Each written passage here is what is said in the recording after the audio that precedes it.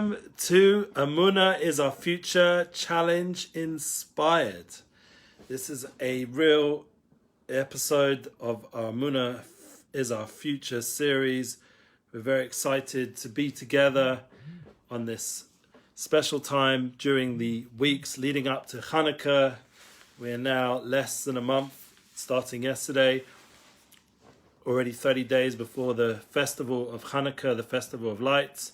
So we're hoping that the inspiration and energy is already there, available inside of us. We appreciate you all joining us again back in Jerusalem. We are not in our studio for different reasons. And we hope that next week, next Monday, we shall be back in the studio. We have the opportunity to be together in Miami and New York, online and in person. It was an awesome Emuna tour. It was inspirational, and I would recommend, as part of this class, to go check out all those special classes from Shalom Arush. He is our host on this platform. We appreciate everything that he gives to us, especially the time he gave in Miami and New York. And we want to thank specifically all our hosts, our kind hosts, our amazing inspirational hosts that gave us the opportunity to create such a tour that hopefully has left people with a lot of inspiration, a lot to think about and pray about, to really be blessed in their lives, in their family, their friends, and hopefully they also came away with some books and pamphlets and opportunities to really reconnect to the Rav's light in person, to be able to sit next to him and travel with him and be part of the meetings, all those special meetings with people, and to also have meals together, travel in the car, all the different situations. We have to really thank Hashem for the opportunity to be with such a person in our generation in 2021. With all the different challenges that we're facing, this is a special class of challenge inspired, because the Emuna is our future catalog is, thank God, is reached a point where it's growing. We have the podcast listeners, and just being in New York, many of the people there told me that they're listening on a daily, weekly level, and that's with a lot of appreciation to them. People are interested in giving feedback here. It always makes a big difference in sharing the links. The main point of the class is to give us some tools to be strong at a time of challenge. One of the challenges that happened literally 10 minutes before the class start, it was, as we were starting, I got a call from the studio that Rav Arush will not be able to attend on Sunday because he has a big event. And we are probably going to go live, and if not live, at least record tomorrow at 6:30, the studio. There is an issue that Rav Daniel God is still waiting on his results to be able to come out of quarantine. And we also have another challenge there as well of Rav Cohen, Baruch Hashem, just had a baby and is also in a situation where he might not be able to attend. And Liron Mazor, who was meant to be our special guest on Sunday, he was not able to be there tomorrow. So we're going to have to delay that class with Liron Mazor of Soulful Money for another time. That was a challenge that suddenly came my way just before we started now. And that is part of the flow that we are in this time. For most people in the world are going through a challenging time. And the key is now how to develop tools instead of wanting to avoid those challenges or escape them or pretend they're not happening, or to not even put yourself in a position of seemingly challenge. As someone wisely said to me last night, I was out with the family, and they said to me, not putting yourself in a situation of challenge is actually the biggest challenge of all. Trying to avoid everything can lead to even worse challenges, because the tendency is, if you're not in a position, as Gedalia Fenster wisely discusses in his classes and also mentioned when we were there in Miami, that when you're in a situation of comfort, seemingly, or lack of risk, or pushing yourself but not pushing yourself enough into places of opportunity, then there's definitely a lot of other things waiting in the way. And that's why, he has his detox and rehab center. He sees on a daily level all the effects of not being able to be focused and have daily challenges and opportunities. It can actually lead to much more difficult moments in life. So we all are aware of this, and we have to join together on a weekly level to strengthen. One of the opportunities I give you every time we hopefully meet is to sign up to my bi-weekly course, United Souls, with Edu, and there I'm discussing practical tools, how to be in an interactive level where we can discuss through Zoom how to really strengthen ourselves. And one of the points that came up, and I can't go through them all, you'll have to join us on the course. The link is below in the description. We always keep the links below. That the idea of building a mission statement and goals and dreams is something really profound and important, especially right now. As we mentioned at the beginning, we're 30 days before Hanukkah. We're in the Parshas of Chai Sarah, now heading towards Toldus. We've just gone through the special parshas we mentioned in the previous Emuna is Our Future class in Jerusalem, where we were going on the tour with Lech Lecha and Avram Avinu's special light and Sarah Emunu.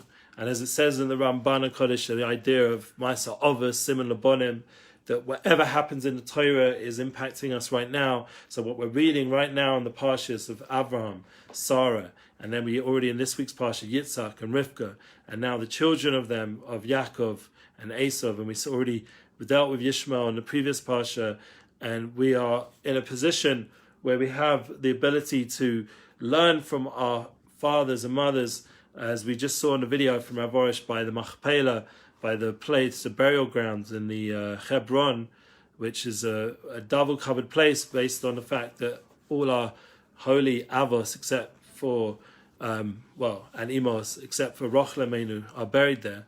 We have Avraham, Yitzchak, Yaakov, Sarah, Rivka, Leah, all buried there, and Rochel is buried in Beit Lechem, as we've discussed, because we just had the Yotzai as well. So we have the energy of all our forefathers and foremothers. They're all here with us, giving us that insight for our generation. The way I explained it to Rav Dayan Elgon on the tour, we're having a Shabbos together based on a special Torah that I saw from Moshe Wolfson, Shlita, should be well, in this beautiful Kuntrasim of Emuna Sitecha. He talks about how right now, when you have Emuna in the times, it really is a real Emuna. The Torah is real. It's impacting our life right now, for all of us right now. It's not just stories from before, and Rav Arush says this many times, that the Torah is not just stories, it's for our life right now. The challenges that we're facing right this moment are in the Torah, and getting the strength we need to be able to overcome them. Like we have the Kedesh Yitzchak, that Avram and Yitzchak went, and it was really an experience of what we'll be going through right now, the end of days. Everything that Avram and Yitzchak went through the offering of Yitzchak, is impacting our life right now. And everything in this week's Parsha told us with Yaakov Avinu. And specifically, the Parsha is more over the Zman. So when you read the Parsha, you're getting an inspiration, an influx of light for each day of the week. And especially on Shabbos, when you bring it all together, the 7 days, that all climaxes with the Kriyas HaTorah. When we read the Torah and the 7 Aliyahs, the 7 Parshas come together and give us that inspiration and clarity of every day of the week that just was, and all the people that get called up. It's all divine providence, who gets called up, which soul, which name, and all the people in the shul, and everything is exactly how it's supposed to be, the way the souls are set up right now in this generation. And we're experiencing this week with Yaakov and Esav, and the battle between the two brothers to get the blessings and to fulfill those blessings. And that is something which Yaakov, we saw Yaakov Avinu, is that extra clarity of how he honored his mother and how he was a person of truth, a person of consistency. Yoshev Aholim, he was always in the tents of Torah, and he was Tamim and Hashem. These kind of attributes, these aspects that for our generation right now, to be a person of truth is a very big achievement. Like we learn Avram and Sarah's Moshe Tevis, Emes and Shalom. We talked about that a few weeks ago. The idea of this truth and peace being the guiding light. So Yaakov is when it starts to manifest in its completion.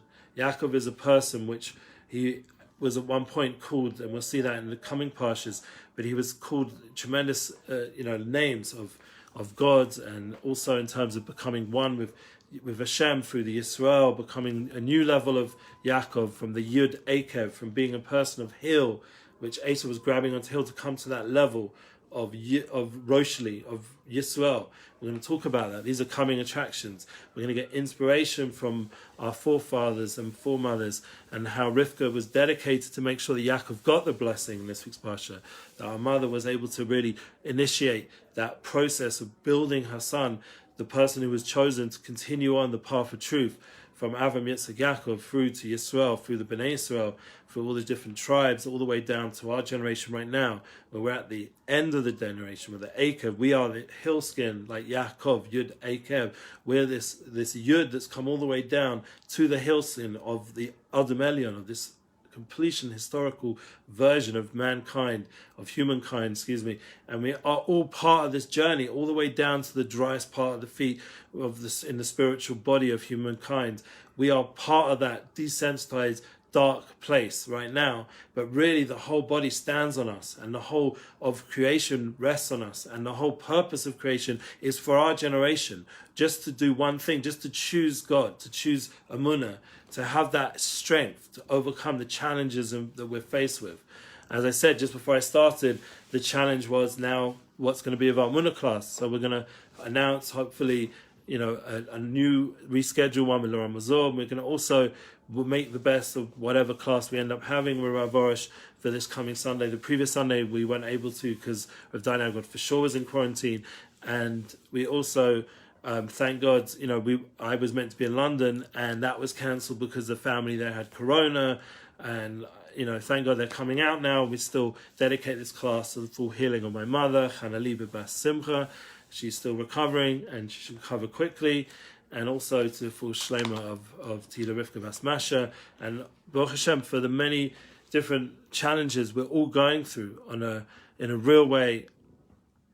I can't obviously go personal, but what I will say is that from the Emuna tour, I got a lot of encouragement. One, from all the people that are dedicated to the path of Emuna, that no matter what they're going through, and people do come to the meetings, obviously it's all private and will be kept that way, but people are going through a lot of personal struggles, a lot of financial struggles, and emotional struggles, and spiritual struggles, and the challenges are huge.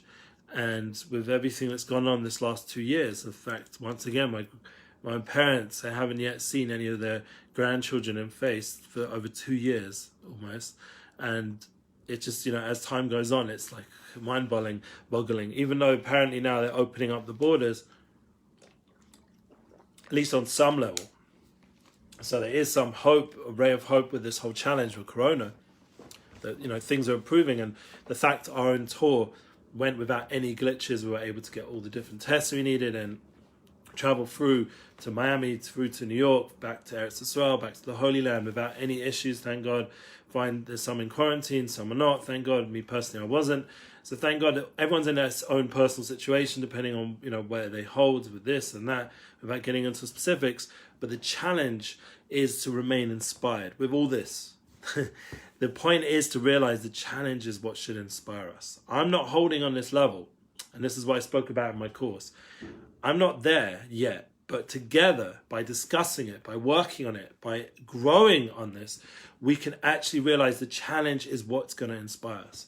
Rather than looking for escape routes, rather than looking for ways out, rather than looking for changing your address and changing your friends and changing your clothes and changing this and changing that, and all these external ways of manifesting what you're trying to do in your life, just realize the challenge itself is there to inspire you. It's there to help you grow the most. The people in your life around you are really there to help you become the best you. When you're having a hard time interpersonal relationships with your family members, with your loved ones, realize that those challenges are inspirational. They're there to inspire you to become a better person. They're there for you to really dig deep and to pray in a sincere way with a broken heart for their Yeshuas, for their salvations, for their healing, whatever they're lacking. As a father, you have responsibility to be a husband and to be a parent, and there's a lot of that responsibility challenges that come with that. We realize that that's inspirational. To be a father is a blessing. To be a husband is a blessing. To be a wife is a blessing. To be a mother is a blessing. To be a spouse, to have children to be a child, to have parents alive and healthy. All these different situations that require energy and focus to be able to develop the relationships with those people are opportunities for us to become better people.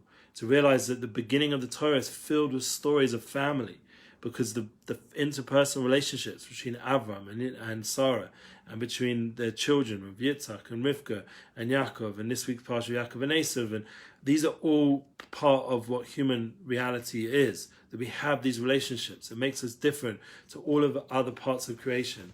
That all the different other parts of creation, they might have physically of all these different aspects of relationships, but they're not able to bring it out in a verbal sense, as we know, as the famous Kuzari brings down, that Yisrael and humanity have the power of dibor, of speech. And as Rav Arush was talking throughout the Emuna tour in Miami and New York, the power of speech is the key to the game, because that's what Emuna about, that we bring out our Emuna, that we bring out our relationship with God, we bring out our relationship with life. And that challenge that's now in front of us is now causing us to communicate more with our loved ones, communicate more with the people in our life, the employees. Like personally, I really try to minimize my amount of phone calls and interactions with people generally. Obviously during the Emuna tour, I was flooded, but I had to filter out, at least on some level, and I apologize once again to anyone that missed out of meeting with the Rav, or the communication. We just missed each other. Some one or two people didn't make the events because somehow they didn't get the information. We did try to advertise as much as possible, and all our hosts advertised, thank God, and all the events were well attended. But I'm just saying that if there was someone who missed for whatever reason, I apologize. But being a human being, I also have to make my own boundaries. I need to be able to sleep at night, and in the Emuna tour there was like an hour or two sleep, and also I need to make sure the Rav has his time. And one of the things that we'll point out, and as we're going to go for the next few weeks, there's a lot of parts of the Emuna tour which you don't see in the videos when Rav Arush is speaking. But what I was meritorious to see, being the manager of the tour, I was able to see how Rav Arush, on a daily level, how much it meant to him in a real way, in the most deep, important way. Just as much as you and me need to go eat and do other things like to take care of our body, the Rav Arush, Rav Shalom Shlita, he was completely focused on making sure he did his hour of Hisbodedus every day, and half an hour of prayers of Mesiras Nefesh for Am Yisrael and for people of the world, to really pray with devotion for the love of all people. He was busy with that every day. No matter what our schedule was, we had to make that hour. And if it wasn't able to do it in the middle of the night, which one of the most beautiful moments for me was watching him in Miami, in Gedalia Fenster's home, this beautiful home on the bay there, in this quiet bay, and we just arrived, and we were a bit jet lagged that Friday night, and I come out and the Rav is like hands in the air, 2-3 in the morning, and he's praying, and he's walking back and forth peacefully, praying as one of his sons joins him, starts praying as well, doing his Hisbodedus, and you're seeing how he's bringing alive all the things we talk about in the classes. He's doing it, he's bringing it to reality. So that full hour of prayer and that full half an hour now. But what happens at night, he wasn't able to, because we got back as the schedule went on, sometimes 2 in the morning, 5 towns. We did a podcast with the Meaningful People podcast, amazing podcast, going to be coming your way. Recommend watching that. I mean, even the episodes till then are really worth watching, but it's going to be a really special one with Rav Shalom Arush, and we appreciate Nachi and Yaakov Langer, both of them giving us that opportunity to have a meeting together in Cedarhurst. But what it meant is we came back at like 2-3 in the morning, and same when we did, the different classes like Thank You Hashem, also 2-3 in the morning, the Lighthouse Project, 1-2-3 in the morning. Everything was really late wherever we were, New York, Miami. And we then needed to get up for Nate's, and the next schedule we had like shiurim in the morning and meetings and people we needed to visit. So all that meant that the Rav by that point would have like 2-3 hours to sleep, and being a human being, he needs to sleep. So therefore, this Hisbodedus wasn't always able to be fully done. Maybe did the half an hour, the hour. I didn't exactly know what not. But basically meant once in a while in the day when we had all these meetings and it was packed and people were asking for more and more, and I had to unfortunately say no and apologize again. But we had to make that space in the day somehow for an hour and still make it to where we were having our dinner with the the hosts in Chazak or wherever it was in different parts of New York, and New York is not like Miami where we can just drive, half an hour down the road. New York was like an hour and a half drive, depending on where we had to go. If we went to Queens or Five Towns, or when we went to Staten Island. So the point is that these hour and half an hour of Hisbodedus for Arush, these were the priority. This is what mattered to him. And it was amazing to watch. And then obviously giving the class is also another priority. The two main things that the Rav really cared about is sharing Emuna and living Emuna, to actually pray to Hashem, pray to God, to use the power of speech to bring God into this world through speech, and take the challenges of life and turn it into prayer. Take the difficulties and turn it into opportunities to connect to our Creator. That's really the nimshal, the panemius, the inner understanding of everything we're going through, is just to create that relationship with God. That's what it's all for. It's not a torture chamber. Like we were talking about it in our United Souls course. We often create our own torture chambers. Like we're torturing ourselves with our thoughts and with our actions. Like we're creating a lifestyle that's torturous for ourselves. We have the power of choice, bechira. God gave us this gift called choice, and we can choose what to think about, what to speak about, what to do with our time. At least on most of the time, we have that ability to choose. I hear them, there are moments where we're in a situation where it's very clear there's only one thing that can be done in that situation. But majority of the time we can choose, and we can choose God, we can choose Emuna, we can choose to be inspired, we can choose to accept the challenge that's in front of us and to use it as an opportunity to grow, rather than constantly waste energy on fighting the challenges or escaping the challenges, or God forbid, going through the challenge but doing it with sadness, God forbid, or sort of, as my wife always calls it, like cutness, small-mindedness.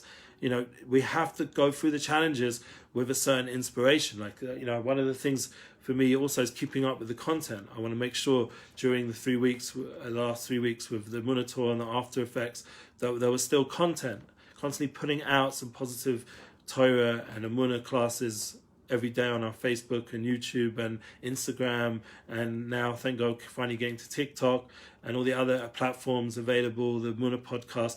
And we have thank God, we have our blog platform now for the Emuna podcast. We also have my own podcast, Relationship Flow, but down below, very important content about relationships and keeping going no matter what, keeping strong. It's all a very similar theme right now. Having that strength to manifest our goals, our dreams, our mission statement, our purpose in the world, to have the strength to not get pushed down by challenges, rather seeing the challenges as just opportunities to achieve our goals.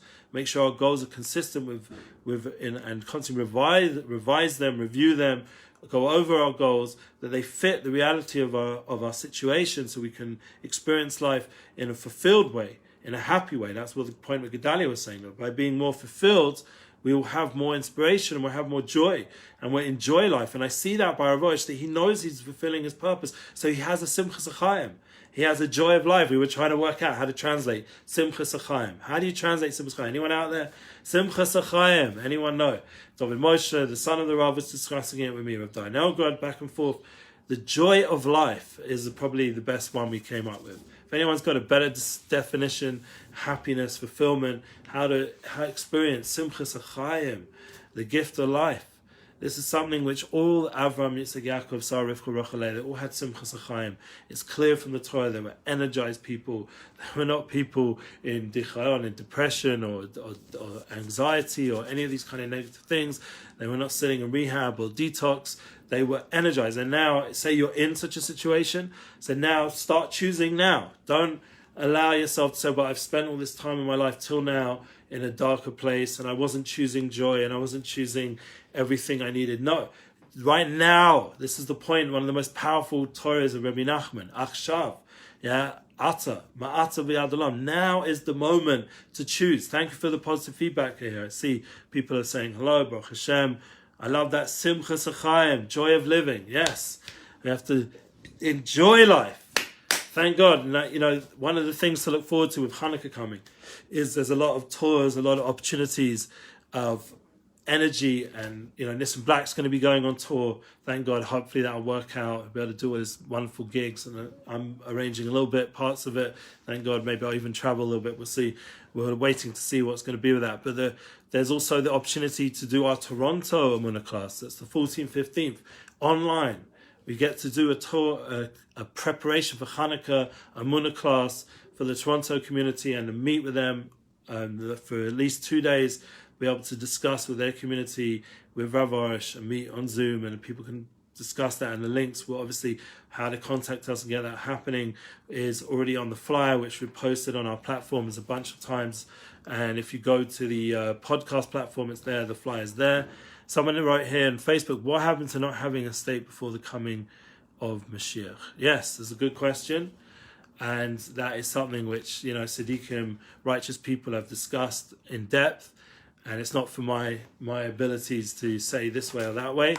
But yes, we do have a seeming state of affairs living here, thank God, and all the different challenges of living in a state before Mashiach comes. It's not the full, picture of what, living in the Holy Land will be when Mashiach comes. Some say it's a preparation for Mashiach. Some say it's holding back Mashiach. There's different opinions about this. And in the end, yes, someone's now getting a bit political here. We try to keep away from politics. So whoever's posting, please, just keep it positive. We don't want to, get into, offending anybody, or even though there are issues that need to be discussed. Yes, for the website and podcast, you just go down to the description and you'll see all the links there. Someone asked kindly, it's in the post there, the links to the podcast, the links to the website. There's breslov.com, BRESLEV.com, which is all our classes are generally posted there.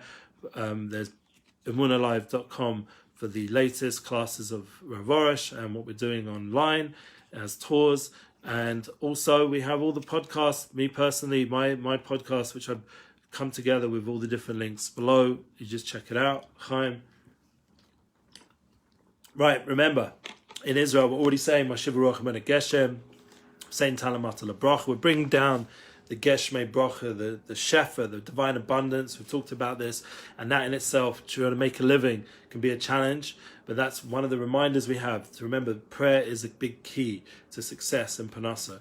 To pray to God to open up the gates in Shemayim, that there should be Shefa, to give respect to the ones around us, that gives love, that brings a lot of vessels and Shefa. The Shalom is a Kli Machzik Bracha. That by having Shalom, by having peace with people, that breaks a vessel for the blessings to come. So we have to really go in that way. And the same with, dealing with these kind of questions that someone mentioned in the Facebook, just to go back to it, the idea of, the situation in the world and politically and with all the different outlooks of what's happening. The reality is, rather than, trying to push away what has become the reality, that we live in a state called Israel. And hear someone say, Shalom for upstate New York. Yes, we were just there. I hope we got to see you when we were in New York. But living in the state of Israel, there is a lot of challenges, and obviously nothing was, was perfect in its formation and its continuation. And we do pray every day for Mashiach, but the idea of the Messiah. But the key is to tune into the path of Emuna, is that now we're here and we're in this reality, even if it's not seemingly come in the easiest way, but we're in this challenge. Like we said before, the challenge is now to be inspired anyway. As well, I remember with Rav Arush, I brought someone who is a successful business person in Miami, and he wanted to get a blessing, whether to come live here or not. And the Rav just kept saying to him, there's so much shefa, so much blessing in the Holy Land. And if you come live here, it wasn't saying specifically about the state of Israel, but just to live in the Holy Land. The idea of living in this place, there's a tremendous divine abundance coming down for everyone here. Even though it seems, and I'll ask forgiveness to Hashem and publicly, if I'm ever in a situation of not feeling so happy about what's been going on in the Holy Land, with the current politics and with the whole Corona challenge and everything that's happened, and economically there seems to be challenges, and not just here but globally. All these kind of things are challenges that are coming our way currently as we're speaking. the opportunity is for us to tune into the path of divine abundance, the path of Emuna, where Hashem, God, is beyond all the politics and beyond all the media outlets and beyond all the realities of daily life. And God himself can bring a pipeline of sustenance to each person without any boundaries. As we say, ad bli dai. Hashem's pouring on us this tremendous abundance on us. It's just up to us to open ourselves to this light that comes down daily and this abundance of blessing for ourselves, for our family, for all the people of the world. We want to bring down this kind of abundance. Now, we've got Shalom from, as we said, upstate New York. Baruch Hashem is already more than double my panasa. Wow, amazing. More tzedakah. Yes. And if anyone wants to partner, emunalive.com, there's a link there to partner for our classes. In fact, I'm listening right now for my new job.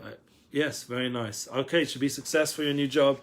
And I appreciate, this is Rabbi Yosef David, appreciate him being so vocal, and it's a blessing. All the people that reach out, especially without the politics, it just makes such a difference. So it's been a long class. We're already 30 minutes in.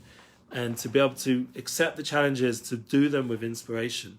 This is the idea of Moshe Rabbeinu said to Yeshua, Yeshua said to the Jewish people, to the world, Rak Hazak Yamat, should only be with strength and courage. That's how we have to face every challenge we have, to live inspired. And no matter what's going to be in the next few weeks, let's hope the Toronto class, thank God, goes ahead. Unlike this Sunday, we're having to change the time. And the Ramazor will reschedule. And what's going to be with Hanukkah and all the opportunities that come, thank God. And hopefully with all the different realities of being able to see family and friends during this still continued challenging time, we should be blessed to have the inspiration to see the challenge as an opportunity to come closer to our truth, our purpose in this world, to come closer to our Creator, to come closer to our loved ones, to realize that these challenges are giving us opportunities to really find our voice, our inner voice, our true soulful voice, our united souls, to tune into the reality that we're all really united in one purpose, to bring this world to a place of a dwelling of godliness. And that will solve all the political challenges that are out there, will solve all the emotional pain and difficulties people going through, all the marriage issues that go on, all the lack of kedusha, holiness and tahara and purity, all the distractions. By bringing godliness, bringing divine presence into the world, we get clarity what to do with our time. We understand, we have a certain ruach hakodesh, as Moshe Weinberg was talking about, through doing a spodolus, by talking to Hashem. It purifies our heart, gives us the ability to be receptive to our divine calling in the world. And this is something which will give us strength and inspiration to overcome all our challenges together.